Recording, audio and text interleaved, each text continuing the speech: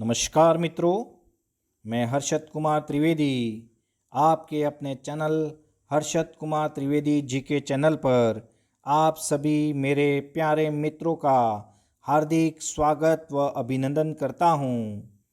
आज का एक महत्वपूर्ण वीडियो सभी प्रकार के एग्ज़ामों के लिए बहुत ही महत्वपूर्ण वीडियो हैं। मारवाड़ का इतिहास हम पढ़ेंगे। तो राजस्थान के इतिहास का मैं क्रम से आपके 5 टॉपिक ला रहा हूँ। तो राजस्थान के इतिहास में टॉपिक 6 मारवाड़ का इतिहास। आप ये वीडियो देखो, उससे पहले मेरे जो पहले के वीडियो हैं तो वो ज़रूर देखें आप। तो टॉपिक 5 पहले मैंने पढ़ा लिए हैं। 5वां टॉपिक जो था वो मेवाड़ के इतिहास था, जो सबसे बड़ा था, तो मैंने उसको भाग 3 में डिवाइड किया है। तो आज का एक महत्वपूर्ण वीडियो मारवाड़ का इतिहास आपके सामने हर्षद कुमार त्रिवेदी जी के चैनल पर आप सभी का हार्दिक स्वागत करता हूं। आप अधिक से अधिक शेयर करें, लाइक करें। तो इतिहास को एक पेज पर लाने के लिए ये कड़ी मेहनत आपके लिए और मेरे ऑथेंटिक नोट्स मैं बना रहा हूँ आपके लिए। तो आज का वीडियो शुरू करें। इससे पहले मेरे इस चैनल को आप नए हो तो ज़रूर सब्सक्राइब करें और लाइक करें, शेयर करें। आप देख रहे हो तो ज़रूर लाइक करें और अधिक से अधिक शेयर ज़रूर करें। कैसा लगा कमेंट्स भी ज़रूर करें। तो ये शुरू करें हम आज का महत्वपूर्ण टॉपिक मारवाड़ का इतिहास। तो आपके सामने मारवाड़ के इतिहास की शुरुआत हम करें तो देखिए आप, मारवाड़ के इतिहास को मैं लेके आपके सामने आया हूँ। ये प्रॉपर देख सकते हो आप, मारवाड़ प्रॉपर जोधपुर, नागौर, पाली, जालौर और बाड़मेर का ये जो एरिया हैं, ये प्रमुखतः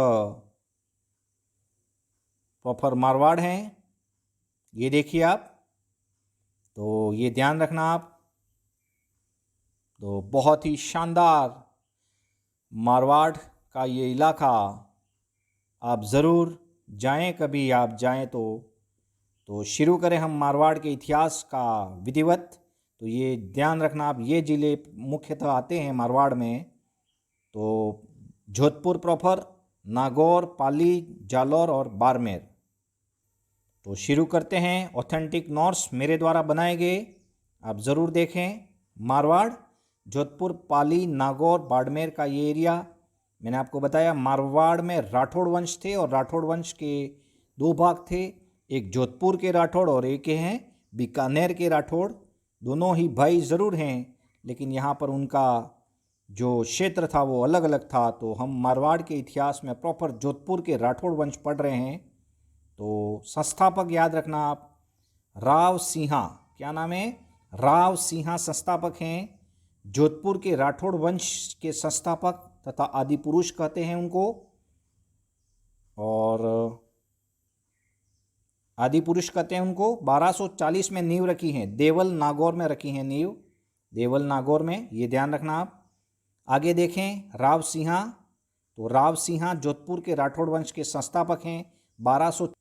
1240 में इन्होंने नींव रखी हैं। तो ये देखिए आपके सामने राव सिंहा संस्थापक, जोधपुर में राठौड़ वंश के संस्थापक राव सिंहा को मैं आपके सामने लाया हूँ। 1240 में नींव रखी हैं, बहुत ही शानदार व्यक्ति। तो क्वेश्चन ये बना है, आपको ध्यान रखना है। नेक्स्ट, राव आस्थान, याद रखना, राव आस्थान दिल्ली के जलालुद्दीन खिलजी गुलाम वंश से संबंधित थे। ये खिलजी वंश से, गुलाम वंश के बाद में जो वंश आया था खिलजी वंश, तो उन्होंने आक्रमण किया है यहाँ राव आस्थान के समय, याद रखना, अगला शासक था। तो पाली की रक्षा करते हुए वीर गति को प्राप्त हुए हैं राव आस्थान। आगे हम देखें, राव चूड़ा प्रमुख शासक है। ये मंडौर पर अधिकार व राजधानी बनाई है मंडौर को। प्रथम महत्वपूर्ण शासक हैं राठौड़ वंश के, जोधपुर के। और मारवाड़ में सामंती प्रथा की शुरुआत की है, बहुत ही शानदार व्यक्ति। पुत्री का विवाह मेवाड़ के महाराणा लाखा से हुआ है, आपको पता है। ये पूरी कहानी मैंने मेवाड़ में कही है। हंसाबाई नाम है उनकी लड़की का। तो राव चूड़ा का नाम आपने सुना होगा, उनके लड़के का नाम है रणमल, जो नाराज़ हो गया था। उनके दो बेटे थे, एक कान्हा था, उत्तराधिकारी के लिए वो छोटा ज़रूर था, तो उत्तराधिकारी के संघर्ष किया था उसने। तो ये रणमल जो है नाराज़ होकर चले गए थे मेवाड़ में अपनी बहन हंसाबाई के साथ में। और ये बात थी, आपको पता है कि वहाँ पर कौन था, राणा चूड़ा थे, जो राणा लाखा के पुत्र थे। तो मैंने पूरी बात घटना कही थी आपको कि राणा लाखा जो थे वो शादी कर देते हंसाबाई से। तो ये हंसाबाई का विवाह वैसे तो होने वाला था राणा चूड़ा से, लेकिन शादी कर लेते हैं, पिता कर लेते हैं लाखा।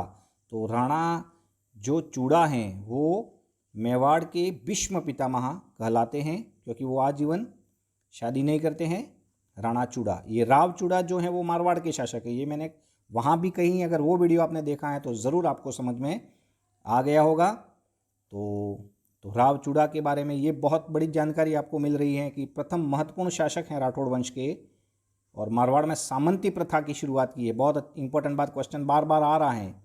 तो पुत्री का विवाह किया है लाखा से, और हंसाबाई उनकी पुत्री का नाम, रणमल बेटे का नाम है, तो एक था कान्हा। आगे देखें, राव रणमल शासक बनेगा।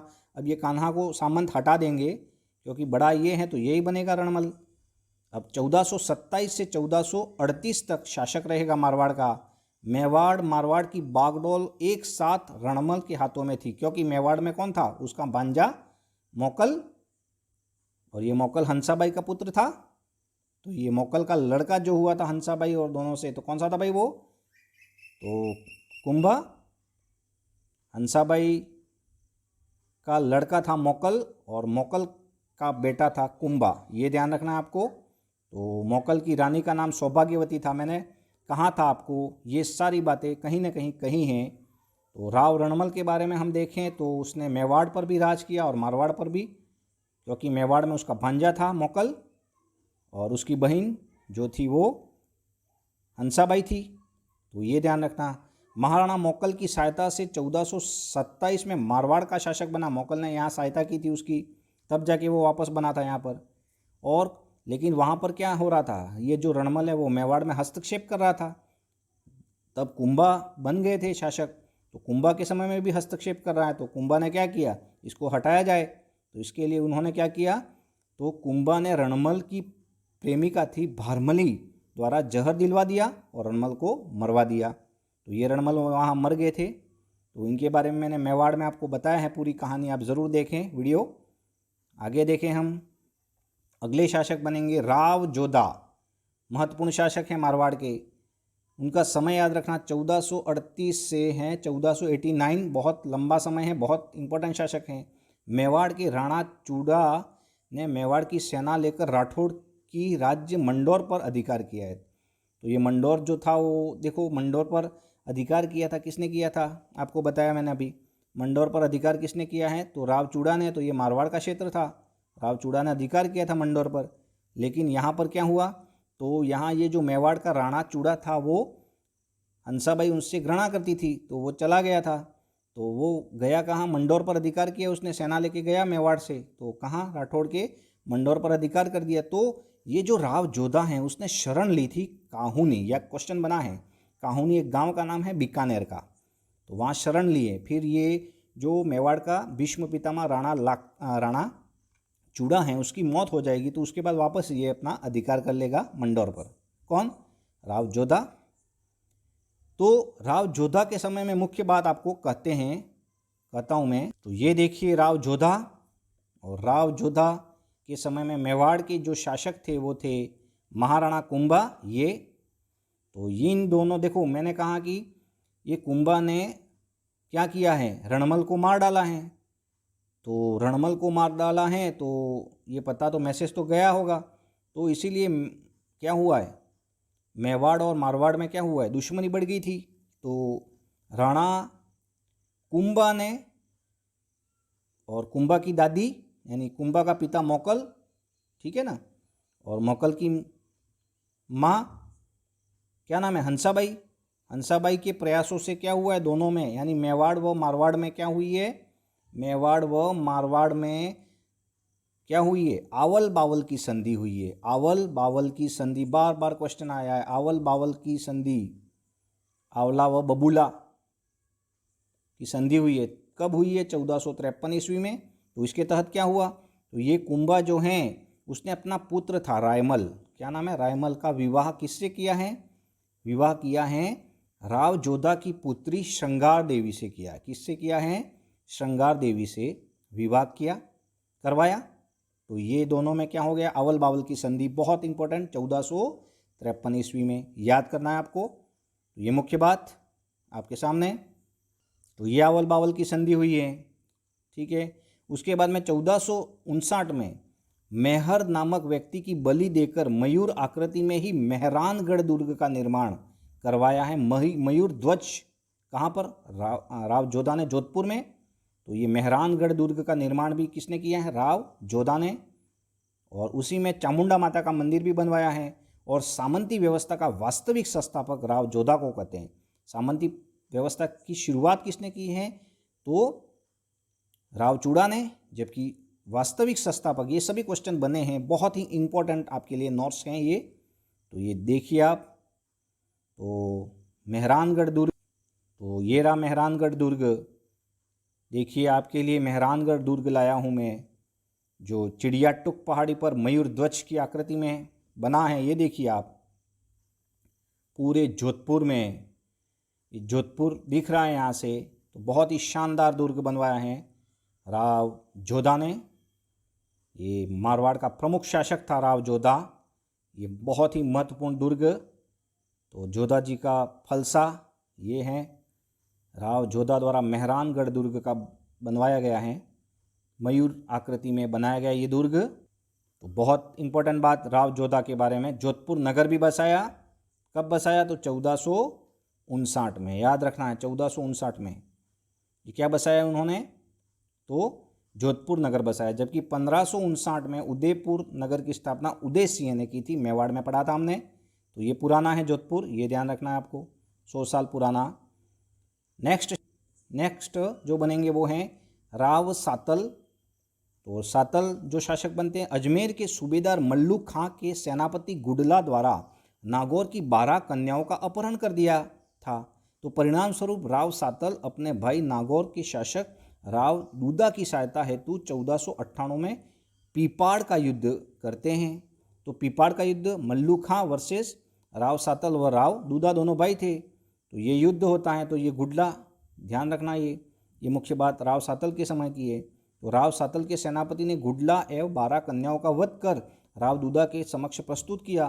तो इसी की याद में मारवाड़ में गुडला त्यौहार मनाया जाता है। तो राव सातल के समय में गुडला त्यौहार की शुरुआत हुई थी, ये भी ध्यान रखना है आपको।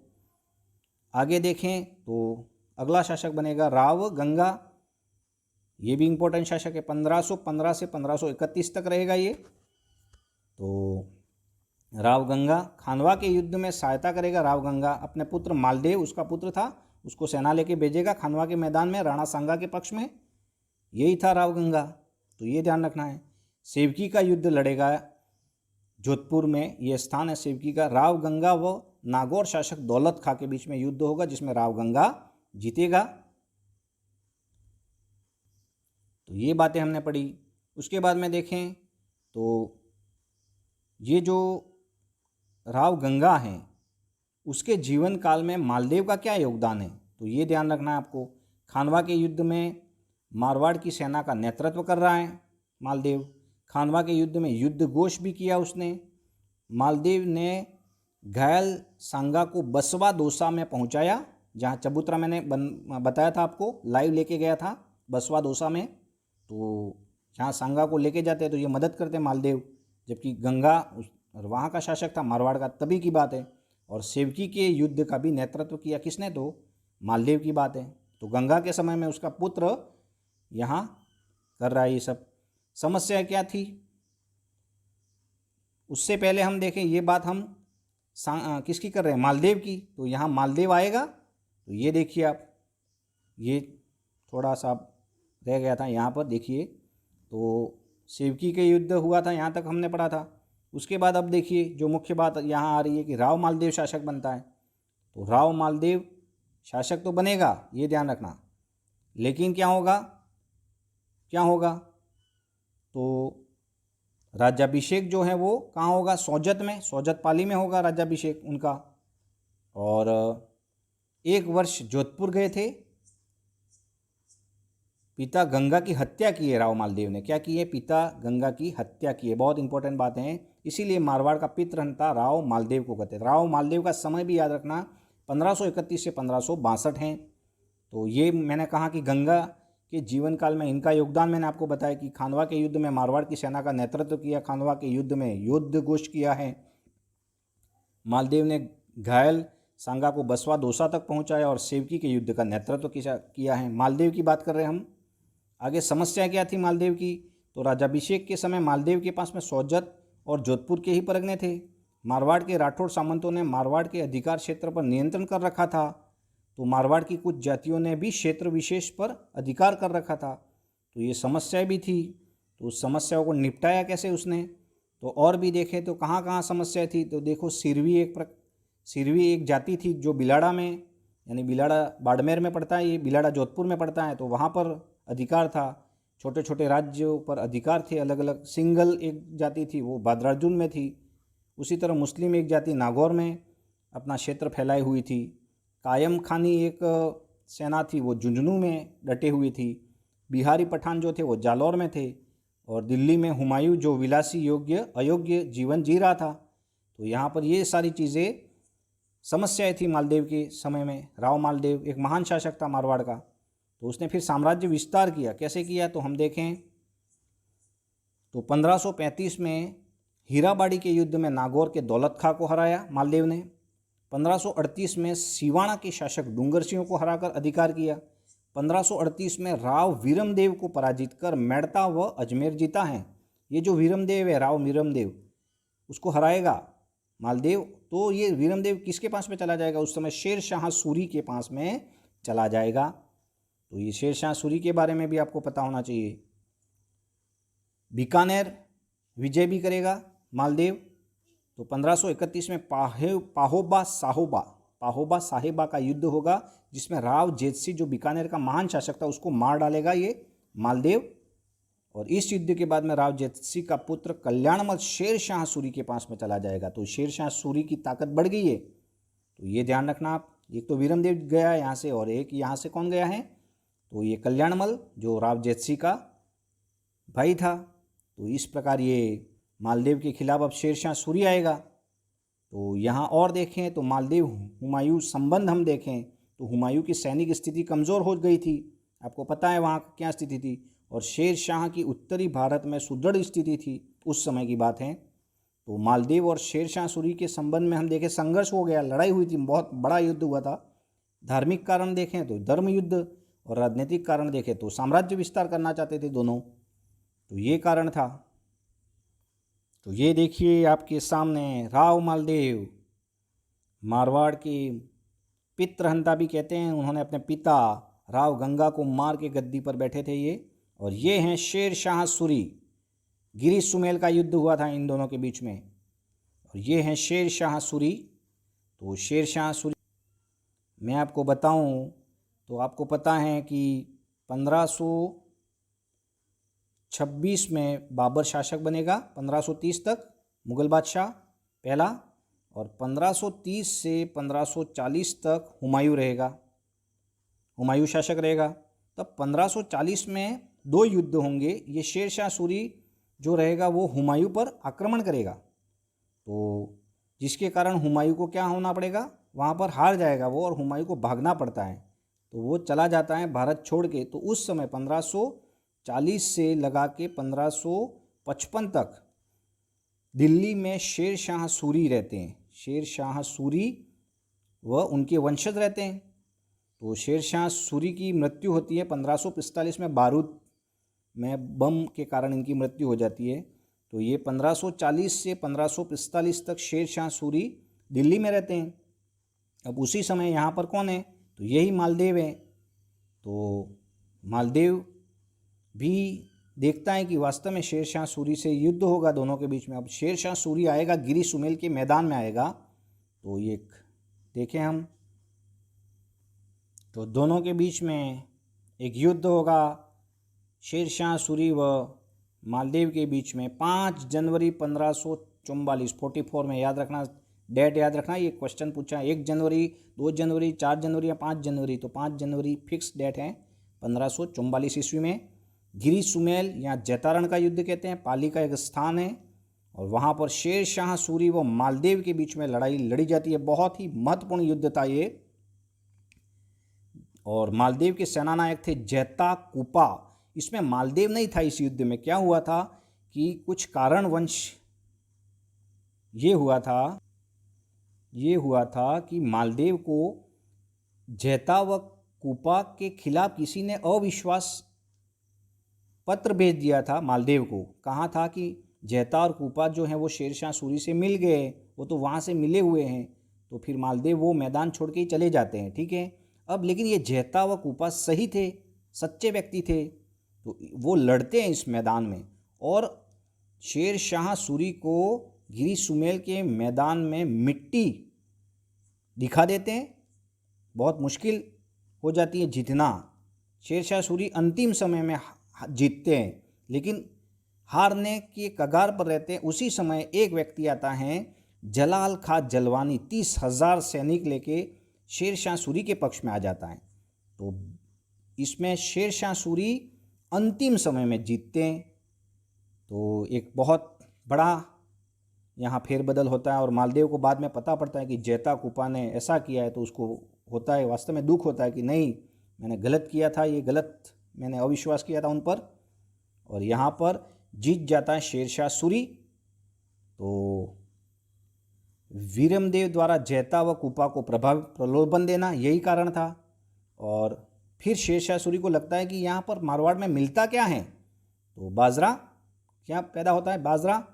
तो उसने कहा है, ये पूरे युद्ध के बारे में, इस युद्ध के बारे में बार बार कोटेशन में क्वेश्चन आ रहे हैं कि शेरशाह सूरी ने कहा था इस युद्ध के बाद कि मैं मुट्ठी भर बाजरे के लिए हिंदुस्तान की बादशाहत खो देता। किसने कहा? शेरशाह सूरी ने। तो ये ध्यान रखना, बार बार क्वेश्चन आ रहे हैं। मालदेव ने शेरशाह की मृत्यु के बाद में 1545 में मारवाड़ पर वापस अधिकार किया है, तो ये ध्यान रखना आप।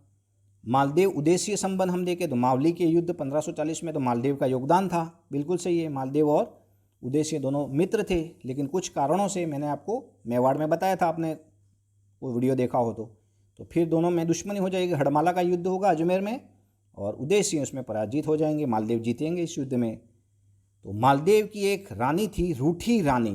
क्या नाम है? रूठी रानी। वो जैसलमेर के लूणकरण की पुत्री थी रूठी रानी, जिसे मुख्य नाम उमादे था, रानी उमादे।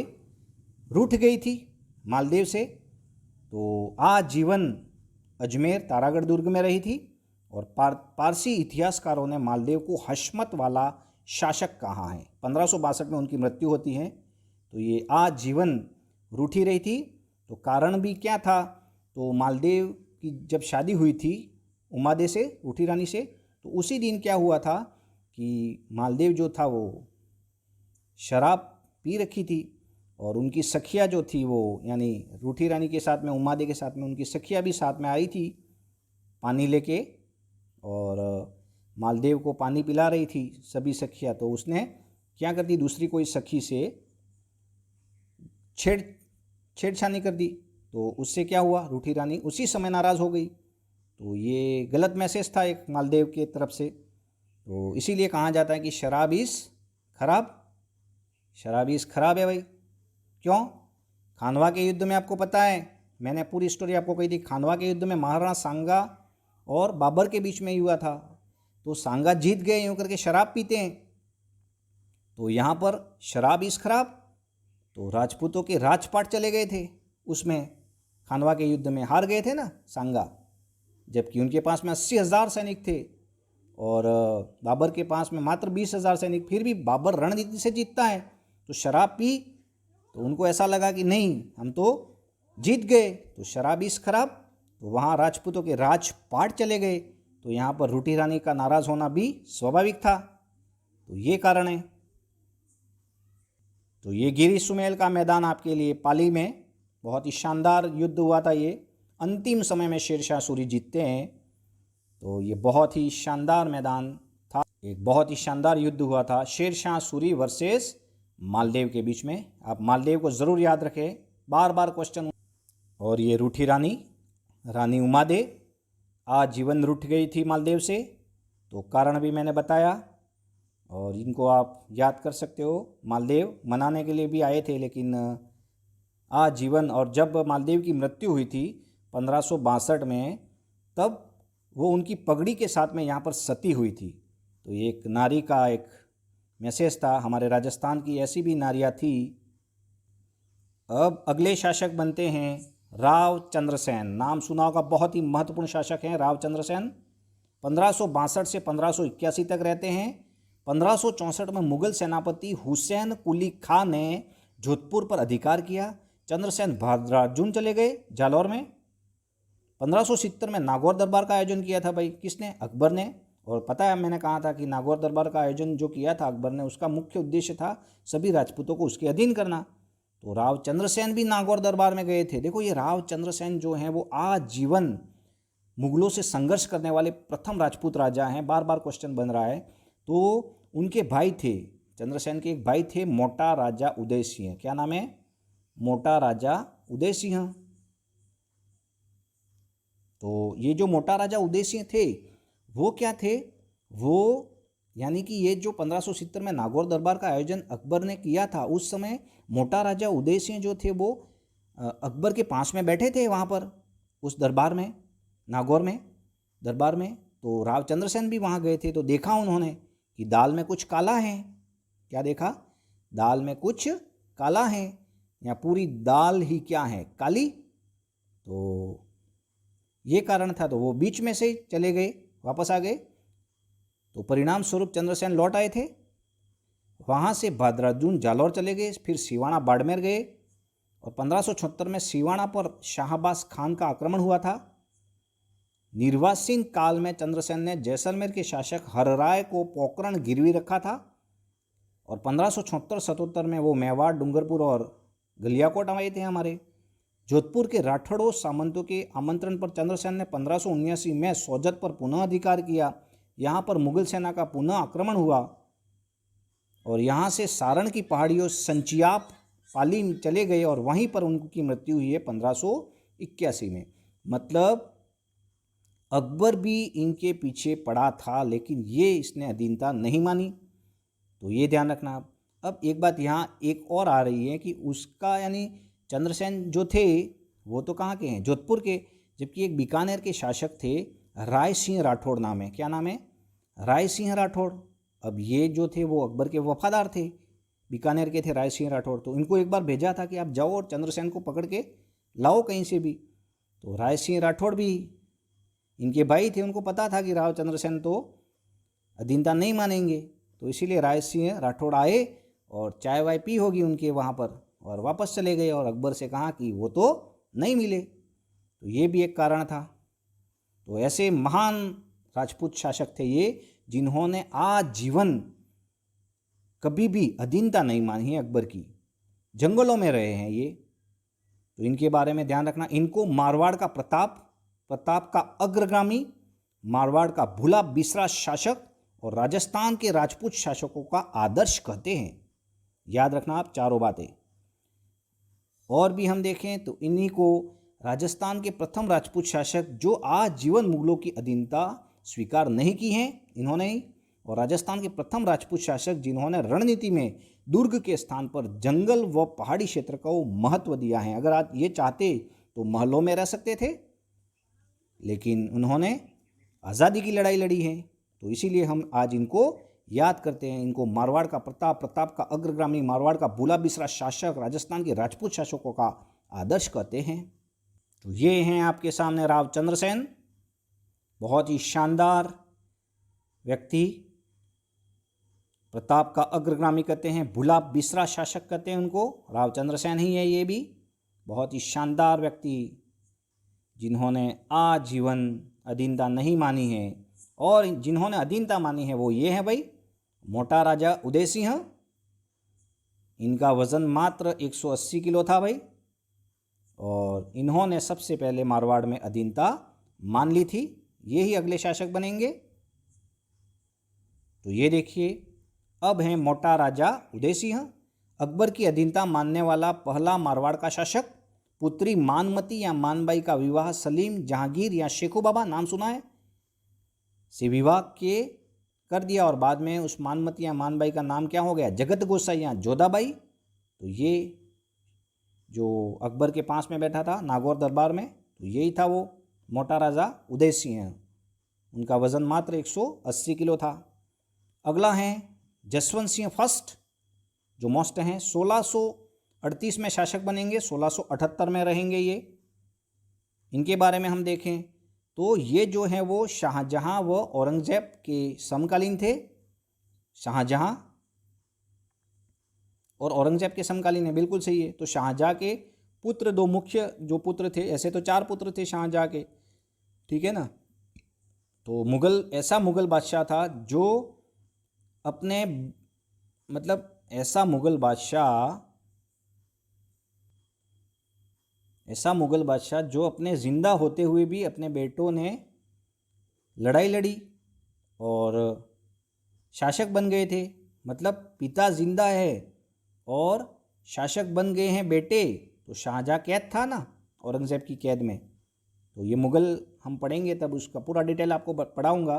बात यहाँ करते हैं जसवंत सिंह प्रथम की। तो जसवंत सिंह प्रथम के बारे में देखें तो दारा शिकोह व औरंगजेब के बीच में उत्तराधिकारी संघर्ष हुआ था। उत्तराधिकारी संघर्ष में 5 युद्ध हुए थे। तो ये 5 युद्ध तो देखें आप, BDS KD याद रखना। बी से बहादुरगढ़ का युद्ध हुआ था यूपी में, जिसमें दारा शिकोह जीतेगा औरंगजेब से 1658 में। डी से धर्मत MP का युद्ध, जिसमें औरंगजेब जीतेगा। और तीसरा युद्ध था S से सामूगढ़ यूपी में, औरंगजेब जीतेगा दारा शिकोह से।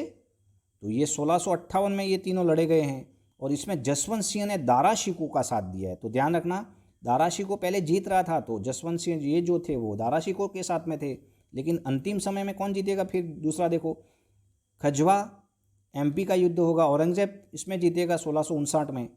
और देवराई दोराई राजस्थान अजमेर में ये स्थान है, 1659 में युद्ध होगा, तो वहाँ औरंगजेब यहाँ जीत जाएगा। तो इन दोनों में ये औरंगजेब के साथ में हो जाएगा जसवंत सिंह प्रथम। तो ये फिर औरंगजेब इनसे नाराज़ भी हो जाता है, लेकिन बाद में मना लेंगे। फिर औरंगजेब जो हैं वो वहाँ शासक बनेगा मुगल बादशाह, ये दारा शिकोह मर जाएगा। तो औरंगजेब ने महाराजा की उपाधि दी है किसे, तो जसवंत सिंह प्रथम को 7000 का मनसब दिया है। ग्रंथ लिखा है जसवंत सिंह प्रथम ने, याद रखना, भाषा भूषण। कौन सा ग्रंथ है, भाषा भूषण। और इनके दरबारी विद्वान थे मुहुनट नैणसी, इनके दरबारी कवि, और जिसे मुंशी देवी प्रसाद ने राजपूताने का अबुल फजल कहा है। तो ये अबुल फजल कौन थे, तो अकबर के नवरत्न में से एक थे ना अबुल फजल, नागौर के थे ये सभी क्वेश्चन कहीं ना कहीं बने हैं, आप ध्यान रखें। ये एक पेज में 20 प्रश्न बन रहे हैं। तो ये मुहुनट नैणसी किसके दरबारी कवि हैं, जसवंत सिंह फर्स्ट के, मारवाड़ के। और अब ये जसवंत सिंह प्रथम को अभियान के लिए भेजा जाता है अफगानिस्तान में जमरूद में, और वहीं पर उनकी मृत्यु हो जाती है 1678 में। अब इनके एक भी पुत्र नहीं होता है, लेकिन एक रानी उनकी गर्भवती होती है। तो ये मैंने बात कही थी आपको, याद होगा आपको। लेकिन जो रानी गर्भवती होगी उसका पुत्र होगा, उससे पहले औरंगजेब क्या करता है, तो जोधपुर को खालसा घोषित कर देता है। खालसा का मतलब सीधे केंद्र के नियंत्रण में भूमि, यानी जोधपुर का शासक नहीं बनेगा कोई, और सीधे मुगल उस पर राज करेंगे, औरंगजेब राज करेगा। तो यहाँ पर पता पड़ेगा कि भाई उनकी एक लड़का होगा अजीत सिंह, जो छोटा रहेगा। तो जसवंत सिंह की मृत्यु के बाद उसकी रानी गर्भवती, औरंगजेब ने जोधपुर को खालसा घोषित किया।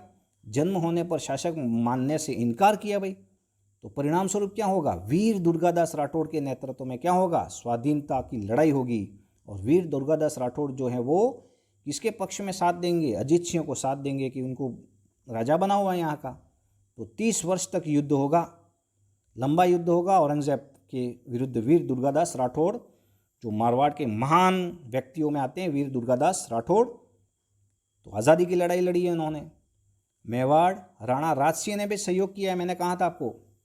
मेवाड़ राणा राजा राजसिंह जो सिसोदिया वंश से संबंधित थे, तो यहाँ पर एक गुट बनाया था, आपको बताया था मैंने, सिसोदिया। कौन सा गुट बनाया था? सिसोदिया राठौड़ गुट। किसके विरुद्ध बनाया था ये सिसोदिया राठौड़ गुट? तो औरंगजेब के विरुद्ध, मुगल बादशाह औरंगजेब के विरुद्ध। जबकि 1707 में औरंगजेब की मृत्यु होगी, उसके बाद अजीत सिंह को जोधपुर का वहाँ शासक बनाया जाएगा। तो अजीत सिंह उच्च कोटि के विद्वान भी थे, वह कवि भी थे। उनके ग्रंथ याद रखना, गुण सागर, निर्वाण गुहा और अजीत चरित्र। तो ये आपके सामने हैं, देखिए आप। ये कौन हो सकता है, आप बता सकते हो? ये हैं मुगल बादशाह हैं शाहजहां, और ये हैं औरंगजेब आपके सामने, जो ये जसवंत सिंह व अजीत सिंह के समय में थे। ये हैं अजीत सिंह, ये अजीत सिंह हैं। और बहुत ही बात कही थी आपको, और ये ध्यान रखो, ये हैं दुर्गादास राठौड़। इनको भूल नहीं सकते आप। दुर्गादास राठौड़, इन्होंने मेवाड़ में अजीत सिंह के लिए आज़ादी की लड़ाई लड़ी है। तो ये दुर्गादास राठौड़, इन्होंने गुट बनाया था राज सिंह साथ मिलके, सिसोदिया राठौड़ गुट। तो 30 वर्ष की लंबी लड़ाई लड़ी थी इन्होंने। तो बहुत ही शानदार व्यक्ति, तो इनके ग्रंथ जरूर याद रखें आप। अब हैं अभय सिंह, अगले शासक। 1724 से 1749 तक रहेंगे मारवाड़ में। 28 अगस्त 1730 को मारवाड़ के खेजड़ेली गांव में चिपको आंदोलन, अमृता देवी वैष्णोई के नेतृत्व में खेजड़ेली आंदोलन हुआ था। चिपको आंदोलन बोलते उसको। और वृक्षों की रक्षा के लिए आंदोलन हुआ था। वृक्ष काटे जा रहे थे, तो अमृता देवी वैष्णोई ने कहा कि नहीं, हम नहीं काटने देंगे। और उस समय 363 व्यक्तियों का बलिदान हुआ था। बात कब की है? 28 अगस्त 1730 की। बहुत सारी पुस्तकों में गलत दिया है, 1734 दिया हुआ है, वो गलत है, 1730 राइट है। इसका ये फैक्ट है। खेजड़ेली आंदोलन, 363 व्यक्तियों ने बलिदान दिया है। विश्व का एकमात्र वृक्ष मेला वहाँ बढ़ता है भाद्र शुक्ल दशमी को। और इन्हीं के एक दरबारी विद्वान थे, कर्णिदान की पुस्तक है सूरज प्रकाश। तो याद रखना, अभय सिंह के समय में ये सब कुछ हुआ है। तो ये अमृता देवी वैष्णोई का फोटो आपके सामने लाया हूँ मैं, ये देखिए आप। चिपको आंदोलन, ये बहुत ही शानदार, इन्होंने 363 महिलाओं ने यहाँ पर, इनको याद किया जाता है। विश्व का एकमात्र वृक्ष मेला लगता है जोधपुर में, खेजड़ेली गांव में। तो अगले शासक बनेंगे विजय सिंह। उनकी पासवान थी गुलाब राय, जिसे नूरजहां कहते हैं। नूरजहां यानी किसकी रानी थी वो? जहांगीर की।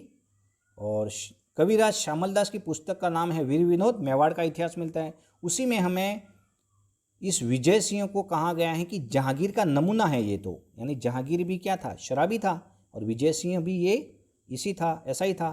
तो ये पासवान गुलाब राय, तो इसीलिए ये बातें यहाँ कही गई है। अगला शासक बनेगा मानसिंह, 1803 से 1843। नाथ संप्रदाय के अनुयायी महामंदिर जोधपुर में निर्माण करवाया। बहुत बड़ा मंदिर है ये, नाथ संप्रदाय के अनुयायी महामंदिर जोधपुर में। और मानसिंह के समय में ही मेवाड़ की कृष्णा कुमारी, नाम सुना था आपने, उसका विवाद होगा और गिगोली का युद्ध होगा 1807 में। और इसमें कौन हार जाएगा? तो ये मानसिंह हार जाएंगे, और जोधपुर के जगत सिंह जीतेंगे। जगत सिंह जो अमीर खां पिंडारी की सहायता से जीतेंगे 1807 में। गिगोली का युद्ध, नागौर में एक स्थान है ये। तो कृष्णा कुमारी कहाँ की थी? ये मेवाड़ की थी। इसका विवाह इसके ही भाई से हुआ था, ठीक है ना, लेकिन वो मर गए ये।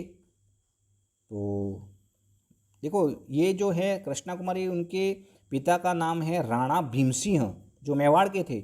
जबकि ये मानसिंह के बड़े भाई का नाम भी राव भीमसिंह था। वो मर गए थे, इनसे विवाह हुआ था, लेकिन वो मर गए तो आपत्ति इनको हुई थी कि मेरे से शादी करो, भाई के से विवाह हुआ था। ये ऐसा पहले परंपरा थी।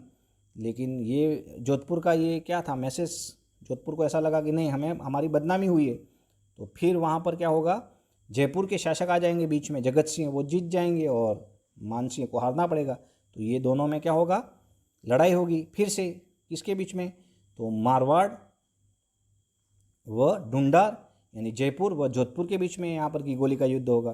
फिर क्या होगा?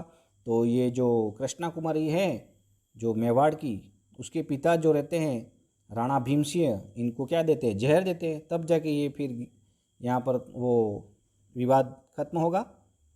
अगले शासक बनेंगे तखत सिंह। तख्त सिंह के नाम सुना होगा। 1843 से 1873 में बनेंगे। राजपूत कन्यावत का विरोध करने वाले प्रथम शासक थे ये, और 1857 की क्रांति के समय जोधपुर के शासक तखत सिंह। तो ये ध्यान रखना, ये हम पढ़ेंगे 1857 की क्रांति में इनको। उमेद सिंह 1918 से 1947 तक रहेंगे। उमेद भवन का निर्माण, जिसे चित्तर पैलेस के नाम से जानते हैं, जोधपुर में। जवाईबाद, जो मारवाड़ का अमृत सरोवर कहते हैं, सुमेरपुर पाली में इन्होंने ही बनवाया है। अगले शासक हनुमंत सिंह 1947 से 1949, जोधपुर के अंतिम शासक थे ये, और इंटरनेशनल पोलो प्लेयर थे ये हनुमंत सिंह। जबकि एकीकरण के समय में जोधपुर रियासत के राजा भी थे हनुमंत सिंह, और यही तो थे, वो कह रहे थे कि हमें तो पाकिस्तान में मिलना है। लेकिन फिर आपको पता ही है सरदार वल्लभ भाई पटेल ने क्या किया था, एकीकरण किया था और इनको भगाया था। तो ऐसा कुछ मैसेज था ये सब चीज़ें, तो आपको ध्यान रखना है। तो इस प्रकार मैंने मारवाड़ के इतिहास को आपके सामने टॉपिक नंबर 6 के रूप में राजस्थान के इतिहास में मैंने पढ़ाया है। तो ये देखिए जोधपुर का महामंदिर, नाथ संप्रदाय के अनुयायी का ये मंदिर भी आपके सामने लाया हूँ मैं। तो आज का वीडियो कैसा लगा आप ज़रूर बताएं। ये टॉपिक नंबर 6 मारवाड़ के इतिहास को मैं लाया। बाड़मेर, जालौर, पाली, जोधपुर, नागौर के बारे में हमने सभी शासकों को, ये राव सिंहा को पढ़ा। उसके बाद में राव जोधा, राणा कुंभा व राव जोधा के बीच में अच्छे संबंध बनते हैं, अवल बावल की संधि होगी। मेहरानगढ़ दुर्ग बनवाया राव जोधा ने, ये बहुत ही शानदार दुर्ग बनवाया है। उसके बाद में आपके सामने ये जो आए थे, मालदेव को लाया था मैं, शेर शाह सूरी आए थे, राव चंद्रसेन, बुला बिसरा शासक कहते हैं, मोटा राजा उदय सिंह प्रथम मारवाड़ के शासक जिन्होंने अधीनता को माना, और ये हैं शाहजहां, औरंगज़ेब भी आए थे। आपके सामने अजीत सिंह को लाया मैं, अमृता देवी वैष्णोई का बलिदान आपने देखा, और ये नाथ संप्रदाय का महामंदिर को आपके सामने, और ये गिरी सुमेल के युद्ध का मैदान, और ये वीर दुर्गादास राठौड़ को कौन याद नहीं कर सकते, सब याद करते हैं क्योंकि इन्होंने आज़ादी की लड़ाई लड़ी है। और ये हैं रूठी रानी उमादे, जिनको हम याद करते हैं कि एक मैसेज था कि पति की याद में अंतिम समय तक याद किया, और अंतिम समय में उनके पगड़ी के साथ में सती हुई है ये। तो इस प्रकार ये मारवाड़ का इतिहास जो मुख्य इम्पोर्टेंट आपके लिए नोट्स मैंने बनाए थे, उसको मैं अपने वीडियो के द्वारा आप तक पहुंचाए हैं। आप मेरे डिस्क्रिप्शन में जाके इस नोट्स को डाउनलोड कर सकते हो। मेरे यूट्यूब चैनल से जुड़े रहो आप, और मेरे टेलीग्राम ग्रुप में भी जुड़ सकते हो आप, ठीक है ना। और अधिक से अधिक लाइक करें, शेयर करें इन वीडियो को, और सब्सक्राइब करें। आपका अपना चैनल इतिहास को एक पेज पर लाने की पूरी कोशिश, इम्पोर्टेंट नोट्स आपके लिए हर एक एग्ज़ामों में काम के हैं, चाहे वो पटवारी हो, ग्राम सेवक हो, ग्राम विकास अधिकारी हो, LDC हो, first grade, second grade, RS, सभी भर्तियों के लिए, कंप्यूटर शिक्षक भर्ती, पटवारी, बहुत ही शानदार नोट्स आपके लिए। तो आप ऐसे ही जुड़ते रहें। अगला वीडियो भी आपके लिए जल्दी से जल्दी आएगा। आप तो बने रहे मेरे साथ ही, क्रम से इतिहास को पढ़ते रहे, अधिक से अधिक शेयर करें अगले वीडियो के लिए। तब तक के लिए जय हिंद, जय भारत।